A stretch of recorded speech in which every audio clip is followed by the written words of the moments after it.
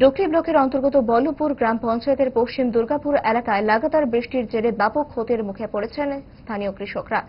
অভিযোগ, এলাকার কচুয়াছড়া নামক ছড়াটি দীর্ঘদিন সংস্কার না হওয়ায় বৃষ্টির জল উপচে কৃষি জমিতে ঢুকে পড়ে এবং তাতে বহু কৃষকের ধান ও অন্যান্য ফসল নষ্ট হয়ে যায়।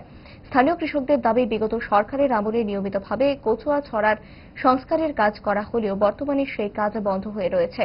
ফলে ছড়ার নাব্যতা কমে গিয়ে সামান্য বৃষ্টিতেই জল উপচে পাশের কৃষি জমিতে প্রবেশ করছে।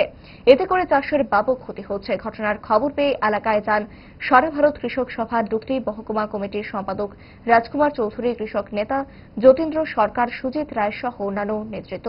তারা ক্ষতিগ্রস্ত কৃষকদের সঙ্গে কথা বলেন এবং পরিস্থিতি খতিয়ে দেখেন। নালাটা সংস্কার হয় না, জল আটকাই থাকে, জলের কারণে এই অবস্থা। জানেন পুরো মাঠ এই অবস্থা। কি পরিমাণ ক্ষতি হয়েছে আপনার ফসল? ক্ষতি মানে 4 ভাগের 1 ভাগও বাইক গেছে না, সব জলের তলে। ওই দেখেন এটা আপনার সামনে আর দেওয়া যেত না। দানা ছিল ডিমেন্দি, কিন্তু ডাইলে নাইলে 15 মন দানা নিল, মাগ না দেয় নিতে শেখা যায় না। আপনার মতো এমন আরো কতজন কৃষকের এরকম ক্ষতি হয়েছে? আছে না 50-60, বেশি 100 ধরেন, 100 জন হইব এই এলাকার।